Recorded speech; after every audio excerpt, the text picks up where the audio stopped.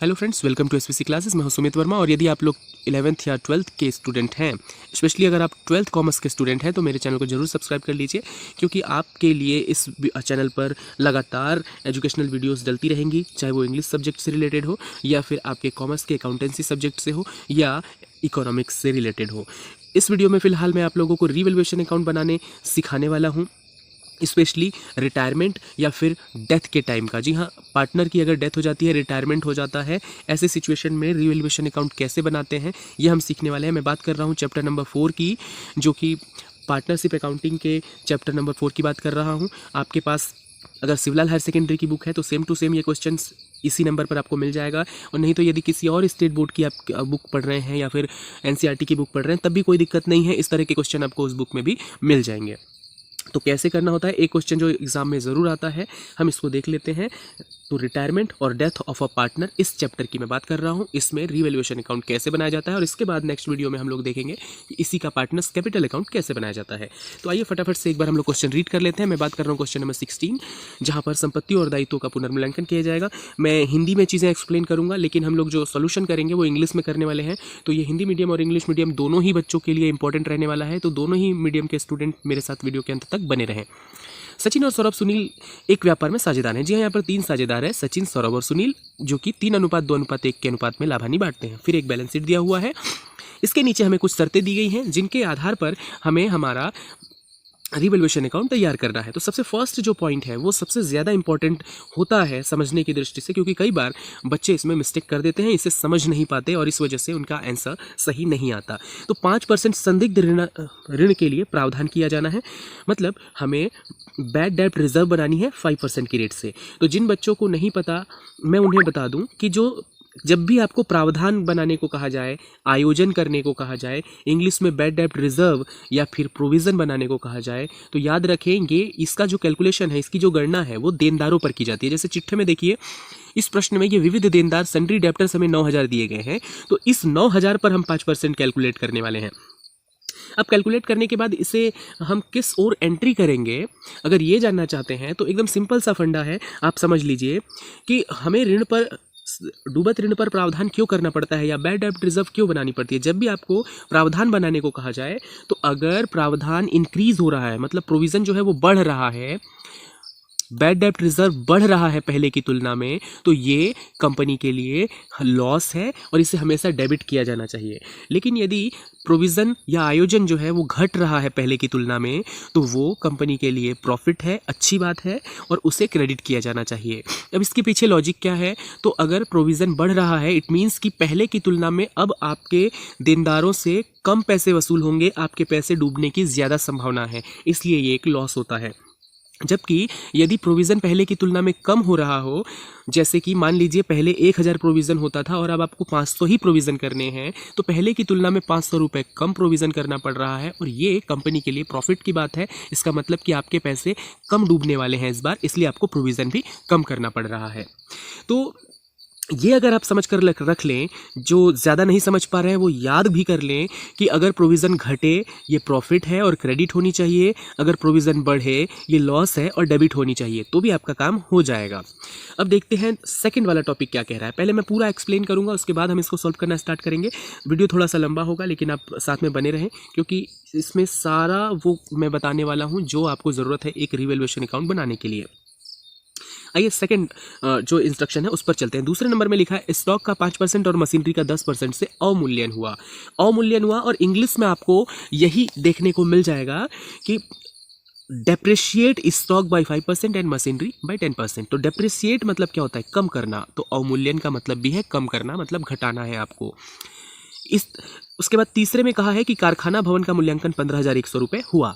यहाँ हमें कंपैरिजन करना होता है, जब वैल्यू निकाल कर दी हो, परसेंटेज में ना दी हो, तो आपको देखना होगा कि भवन या कारखाना भवन मतलब बिल्डिंग का पहले वैल्यू क्या था और अभी की वैल्यू से हम कंपैरिजन करें तो उसकी वैल्यू घटी है या बढ़ी है। आते हैं सीधे इसके सॉल्यूशन पर। अब चलता हूँ, क्वेश्चन हमने रीड कर लिया है, कहाँ पर क्या जानकारी दी है ये हमारे दिमाग में नोट हो गया है। तो सीधे अब हम लोग इसको सॉल्यूशन पर चलते हैं कि सॉल्यूशन इसका कैसे करना है। तो देखिए इसका जब हम लोग सॉल्यूशन करेंगे तो सबसे पहली बात जो आप ध्यान रखोगे, ये पहले से बना हुआ मेरे पास एक फॉर्मेट है जिसमें आपको सॉल्व करके मैं बताने वाला हूँ। तो इस तरह का आप फॉर्मेट स्केल से बना लेते हैं। इस फॉर्मेट को मैं एक बार आपको समझा देता हूँ। हालांकि जो बच्चे पहले से इस चैप्टर को पढ़ रहे होंगे उन्हें पता होगा, रीवैल्यूएशन अकाउंट इस तरह से ऊपर लिखा जाता है और क्योंकि ये अकाउंट है तो इसका ये वाला पार्ट जो है वो डेबिट होगा और ये वाला पार्ट जो है राइट साइड वाला वो क्रेडिट होगा। तो left side debit, right side credit, ये आपको लिखना है। पार्टिकुलर अमाउंट इस तरह से आपको कॉलम बना लेने हैं। उसके बाद आपको मैं, क्योंकि ये फर्स्ट क्वेश्चन इस चैप्टर का मैं बता रहा हूँ तो आपको एक्सप्लेन कर देता हूँ एक बार कि बेसिक क्या है। आपको बस ये ध्यान देना है, रीवैल्यूएशन मतलब होता है पुनर्मूल्यांकन, मतलब हम रीवैल्यूएट करते हैं एसेट्स और लायबिलिटीज़ को, संपत्ति और दायित्वों को। जिन संपत्तियों का मूल्य बढ़ा हो और जितना बढ़ा हो सिर्फ उतने की ही एंट्री होती है इसमें। और अगर हमें संपत्ति का मूल्य बढ़ने के कारण लाभ हो रहा हो, जब भी लाभ हो रहा हो तो वो क्रेडिट होता है, हानि हो रही हो तो डेबिट होता है। 11th में आपने ये रूल पढ़ा था जिसको golden rules of debit credit या फिर अकाउंटेंसी कह सकते हैं। उसमें हमने पढ़ा था कि जो भी प्रॉफिट होता है उसे क्रेडिट किया जाता है और जो भी लॉस होता है उसे डेबिट किया जाता है। इट मीन्स अगर एसेट्स की वैल्यू पहले की तुलना में बढ़ रही है तो हमारे लिए प्रॉफिट है और उसे क्रेडिट करना चाहिए, और अगर एसेट्स की वैल्यू घट रही है तो वो हमारे लिए लॉस है और उसे डेबिट करना चाहिए। ये फंडा है। ठीक इसी तरह से आप लायबिलिटीज़ के बारे में सोच सकते हैं कि अगर लायबिलिटीज़ बढ़ रहा है मतलब ये लॉस है, अच्छी बात नहीं है, ये तो लॉस है तो वो डेबिट होनी चाहिए, और अगर लायबिलिटीज़ कम हो रहा है तब ये हमारे लिए प्रॉफिट है और वो क्रेडिट होना चाहिए। बस इतना ही बेसिक इसमें काफ़ी है कि जब भी आपको लॉस हो वो एंट्री डेबिट में करनी है और जितना लॉस हो सिर्फ उतने की ही एंट्री करनी है। दूसरी तरफ जितना प्रॉफिट होगा वही क्रेडिट करना है। आइए अब हम अपने इस क्वेश्चन को सॉल्व करते हैं। तो सबसे पहले क्या करना है आपको, सबसे पहले जो आपने इंस्ट्रक्शन पढ़ा उसके अनुसार काम करिए। लिखा है 5% संदिग्ध ऋणों के लिए प्रावधान किया जाए। तो देख लीजिए, मैंने आपको कहा था कि देनदारों पर हमेशा ये कैलकुलेट किया जाता है।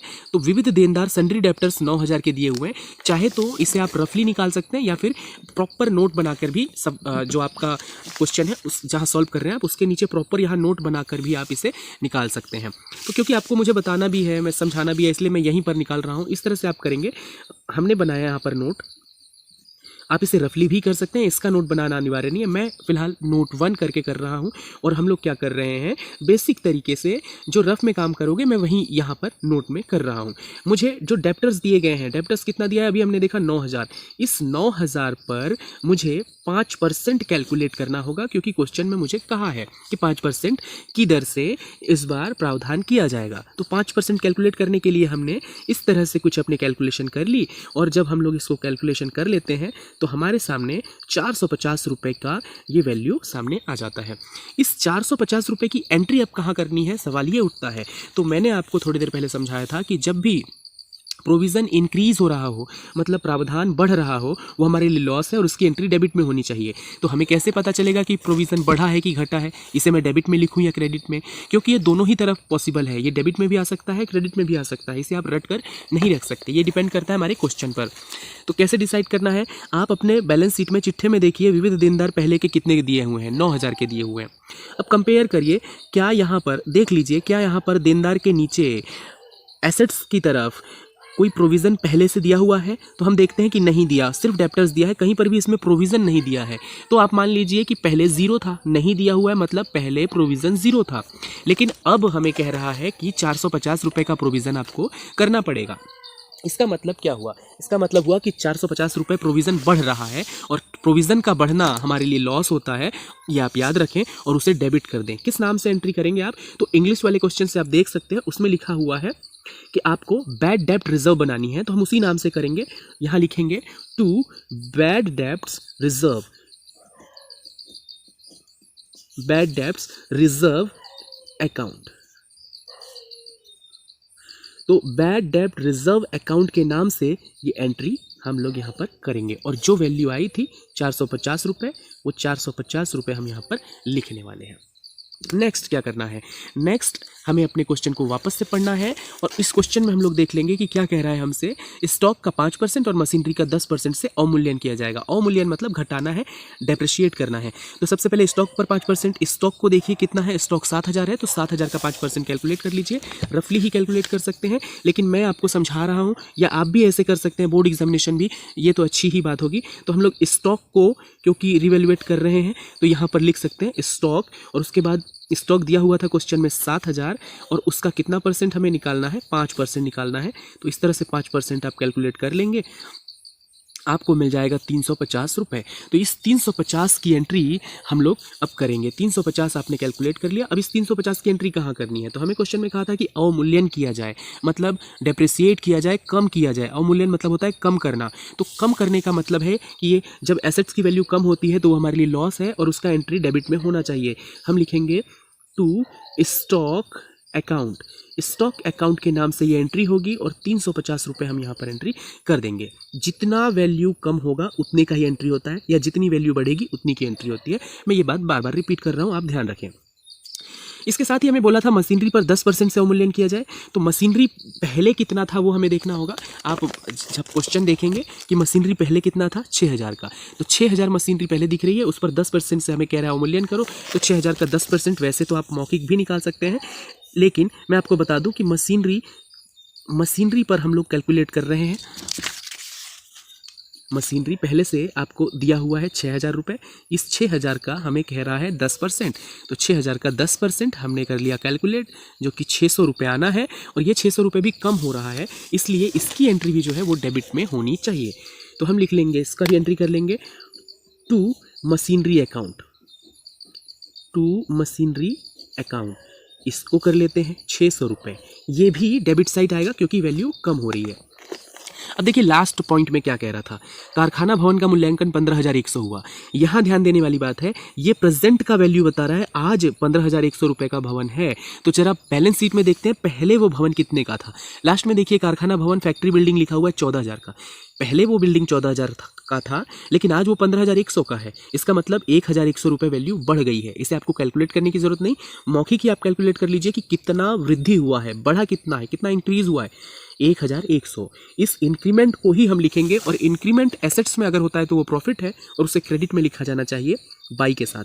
तो हम लिखेंगे by factory building. By factory building के नाम से ये एंट्री होगी, बाई फैक्ट्री बिल्डिंग अकाउंट, और इसका एंट्री हम लोग कर देंगे 1,100 रुपये। ये हमने देखा था कि इसमें वृद्धि हुई है।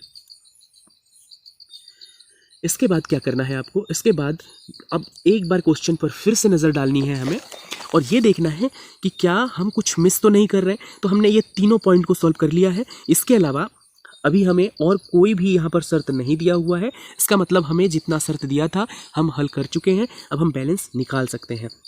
हम लोग बैलेंस कैलकुलेट करते हैं और देखते हैं कि हम सही बैलेंस निकाल रहे हैं, सही बैलेंस आ रहा है या नहीं आ रहा। बैलेंस कैसे निकालते हैं तो आपको पता होगा, किसी भी अकाउंट का बैलेंस निकालने के लिए हमें डेबिट और क्रेडिट का योग करना होता है, टोटल करना होता है। तो ये हम रफली कर लें पहले, वैसे देखकर पता चल जाता है कि किस ओर का योग ज़्यादा है। हम देख रहे हैं 6, 3, 9 और ये 50-50 जब आप जोड़ोगे तो 1,400 रुपये क्रेडिट का योग आ रहा है। तो यहाँ अगर आपको दिख गया कि इस ओर ज़्यादा योग है तो आप यहाँ लिख सकते हैं 1,400। ये टोटल हो गया। टोटल के नीचे डबल लाइनिंग होता है तो हमने डबल लाइन कर दिया।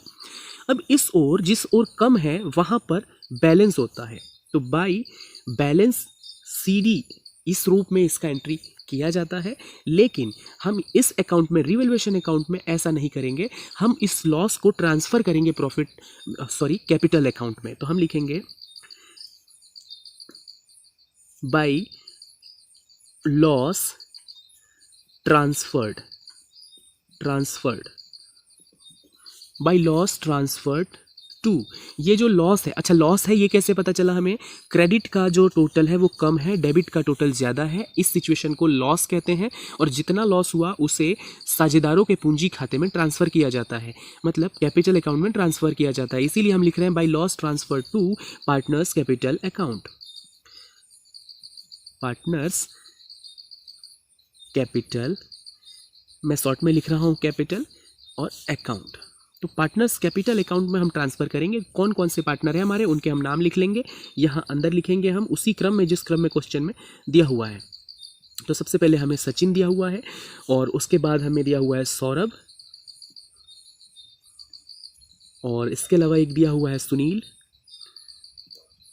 और ये तीनों ही पार्टनर्स को अब हमें ये इस लॉस को डिवाइड करना होगा। याद रखें, रिवैल्यूएशन अकाउंट के बैलेंस को प्रॉफिट या लॉस कहा जाता है और उस प्रॉफिट या लॉस को पार्टनर्स कैपिटल अकाउंट में ट्रांसफ़र किया जाता है और उसके लिए ओल्ड रेशियो का प्रयोग किया जाता है, पुराने अनुपात का प्रयोग किया जाता है। इस हानि के लिए हम एक नोट बनाएंगे और ये नोट तो आपको प्रॉपर बनानी ही होगी। बोर्ड एग्जामिनेशन में भी आपके जो क्वेश्चन सॉल्व करोगे उसके नीचे आपको नोट बनाना होगा, लिखना होगा।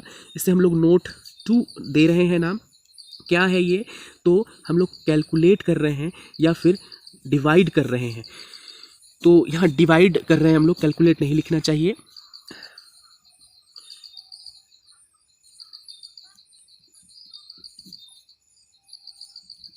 लाभ हानि का विभाजन, हम इसे इंग्लिश में लिख सकते हैं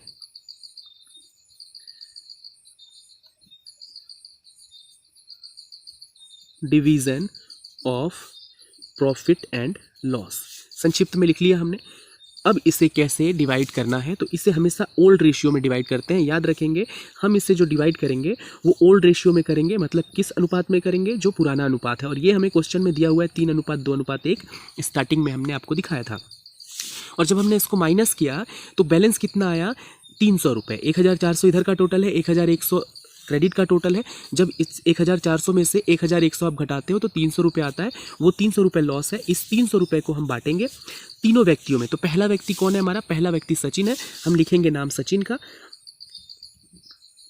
सचिन का नाम लिखेंगे और उसके आगे हम लोग निकाल लेंगे 300 का। सचिन का हिस्सा कितना बनता है? देखिए, आपने ये सीखा होगा 3, 2, 5 और 1 6। टोटल जो हिस्सा है वो 6 है, उसमें से 3 हिस्सा सचिन का है, मतलब 3/6। इस तरह से आपको सॉल्व करना होता है। 3/6 बन गया, ये सचिन का हिस्सा है। 2 ऊपर रखेंगे तो वो दूसरे व्यक्ति सौरभ का हिस्सा होगा। 1 ऊपर रखेंगे तो वो तीसरे व्यक्ति सुनील का हिस्सा होगा। सॉल्व करते हैं। 6 से हमने इसे कैंसिल कर दिया, उसके बाद हमने इसका मल्टीप्लिकेशन कर दिया, गुना कर दिया, तो ये हो गया 150 रुपये। ठीक है, इसके बाद हम दूसरे व्यक्ति का निकाल लेते हैं। दूसरा व्यक्ति है सौरभ। तो सौरभ का जब आप निकालोगे 300 इंटू यहाँ पर आ जाएगा 2/6, तो ऊपर तो वही आना है और फिर जब आप इसका गुना करोगे तो आ जाएगा 100। अब तीसरे व्यक्ति का निकाल लेते हैं। तीसरा व्यक्ति है सुनील, तो सुनील का निकाल लेते हैं। सुनील का भी इसी तरह से निकाला जाएगा। 300 इंटू, इसमें 1 उसका हिस्सा है 6 हिस्से में से, तो इसका आ जाएगा 50 रुपये। तो इस तरह से हमने तीनों का हिस्सा निकाल लिया। अब ये जो निकाला हमने 150, 100 और 50, इसे आपको इस खाते में एंट्री कर देना है। सचिन के सामने 150, फिर ये 100 और ये 50, इसको यहाँ लाइन बनानी है, लेकिन टोटल यहाँ नहीं लिखना है, टोटल इस तरफ लिखना है हमारे मेन अमाउंट वाले कॉलम में। और फिर फाइनली दोनों पक्षों का योग बराबर होता है, उसके नीचे डबल लाइनिंग कर देंगे। इस तरह से हमारा ये अकाउंट कंप्लीट हो गया। हम यहाँ लिख देंगे टोटल, ये है हमारा टोटल और हमारा अकाउंट कंप्लीट हो गया। तो बहुत कोशिश किया है मैंने कि एक एक चीज़ आपको एक्सप्लेन करूं, कौन सी चीज़ कहाँ से क्या हो रही है, कौन से मेथड का यूज़ किया जा रहा है। इसके बावजूद यदि आपको कहीं डाउट रह गया हो तो आप कमेंट कर सकते हैं, मैं उसे एक्सप्लेन करके वापस से नेक्स्ट वीडियो में बताने की कोशिश करूंगा। नेक्स्ट वीडियो में मैं इसी का पार्टनर्स कैपिटल अकाउंट कैसे बनाना है, सेम क्वेश्चन का पार्टनर्स कैपिटल अकाउंट बनाना सिखाऊंगा, कैसे ये लॉस उसमें ट्रांसफर होता है ये भी सीखेंगे। वीडियो थोड़ा सा लंबा हो गया, लेकिन फिर भी आप इस चैनल को सब्सक्राइब करिए, वीडियो को लाइक करिए और बने रहिए हमारे साथ, क्योंकि ऐसे ही और भी क्वेश्चन को एक्सप्लेन करते हुए मैं आपको अवेलेबल कराऊंगा।